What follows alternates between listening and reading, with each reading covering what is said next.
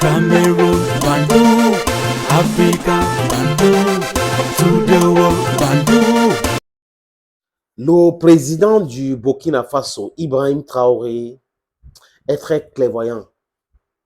Il est clairvoyant. C'est mieux de travailler avec nos mains, de se nourrir soi-même que d'attendre que quelqu'un vienne vous nourrir.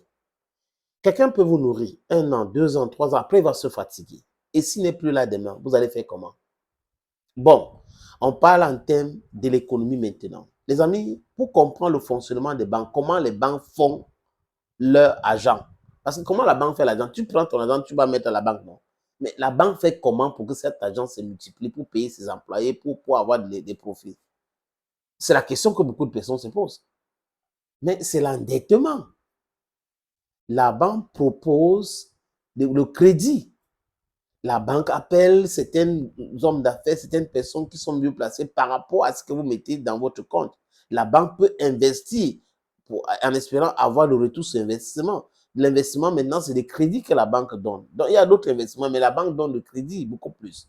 Vous avez 5 millions dans votre compte, vous versez régulièrement dans votre compte à peu près 1 million la semaine, je dis n'importe quoi. Donc, ça veut dire qu'on peut vous en prêter 20 millions sur 5 ans, sur ceci, pour vous fidéliser. Donc, vous êtes endetté. Il y a certaines garanties que vous donnez. Ne pensez pas que vous allez aller comme ça, prendre le crédit simplement. Il y a des garanties.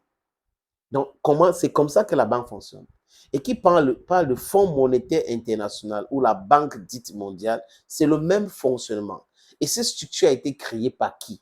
Par l'Occident collectif, après la Deuxième Guerre mondiale. Vous savez, les Américains ont créé ce qu'on appelait plan Marshall en Europe. Ils ont financé la reconstruction de l'Europe et le taux d'intérêt zéro. Mais ils ont créé donc cette structure appelée Fonds monétaire international, la Banque mondiale, pour pouvoir appauvrir davantage le peuple africain, pour contrôler les finances mondiales et pour imposer l'austérité, imposer la souffrance au peuple du monde.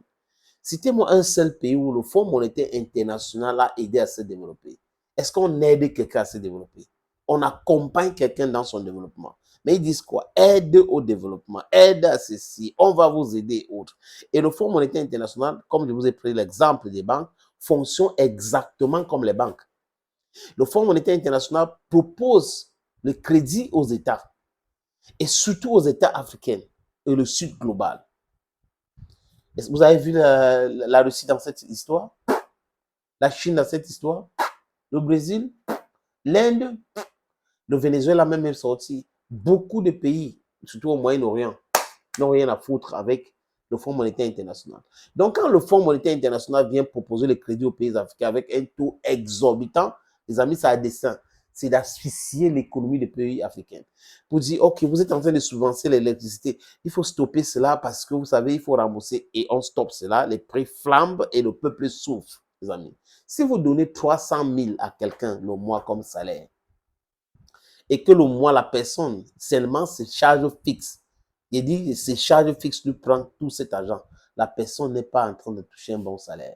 Si vous donnez 100 000 à quelqu'un et que la personne peut dépenser seulement 40 000 le mois, la personne dépasse celui qui prend le salaire de 30 et les 300 millions. C'est ce qu'il faut comprendre. Donc, il rend la vie chère aux gens, tellement chère, parce que quand on enlève la subvention, ça flambe, les prix augmentent et autres. Donc, ça détruit le tissu économique. Donc, voilà leur plan. C'est leur stratégie. Et ils ont des experts qui vont venir vous expliquer cela, imposer cela. Et on a des patrons, on a des élites criminelles qui acceptent cela pour protéger uniquement les intérêts. Imaginez le prix du carburant. Quand c'est boum, qu'est-ce qui se passe-t-il? Est-ce que les ministres souffrent? Non. Ils ont la subvention. Donc, ils mettent le carburant dans leur voiture. Pendant ce temps, c'est le peuple. Les pays africains produisent des choses donc ils n'utilisent pas. On produit le pétrole, le brut. On a ça. Mais il faut aller raffiner ailleurs pour venir nous imposer les prix chez nous. Si le Fonds monétaire international et la Banque mondiale émettent tellement d'Afrique, pourquoi est-ce que ces institutions-là n'investissent pas dans la construction des raffineries? Pourquoi ces institutions n'investissent pas dans l'industrie transformative? Ils ne peuvent pas parce qu'ils ne veulent pas que l'Afrique se développe. Et celui qui a compris cela, c'est le digne fils de Thomas Sankara, c'est le digne fils burkinabé. Il s'appelle Ibrahim Traoré.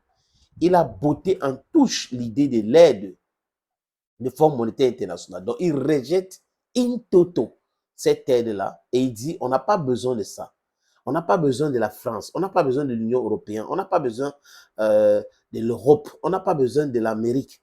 Non, on n'a pas besoin d'eux. On n'a pas besoin de s'endetter. Parce que l'endettement, c'est une spirale. On ne va pas entrer là-dedans. On va stopper la corruption, on va travailler avec les moyens que nous avons pour développer notre économie. C'est une très bonne idée, les amis. Très bonne idée.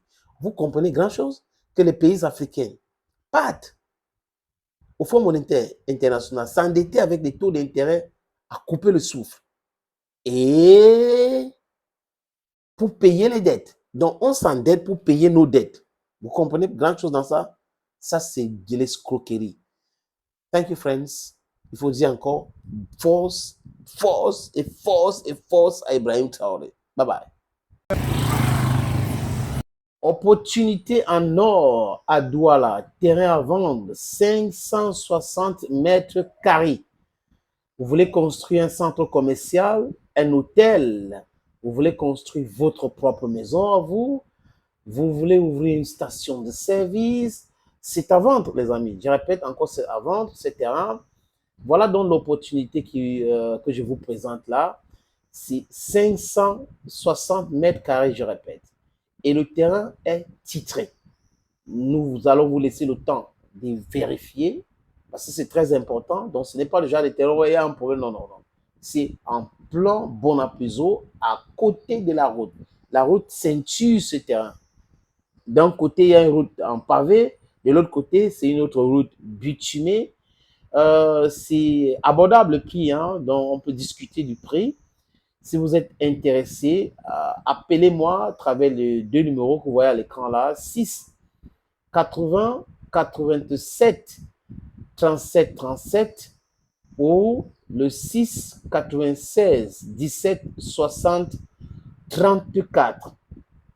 Et les numéros, le premier numéro passe sur WhatsApp, donc vous pouvez nous envoyer un WhatsApp ou vous nous appelez simplement. Et l'autre numéro, c'est uniquement par appel simple, les amis. Donc, voilà donc cette opportunité que j'ai décidé de partager avec vous.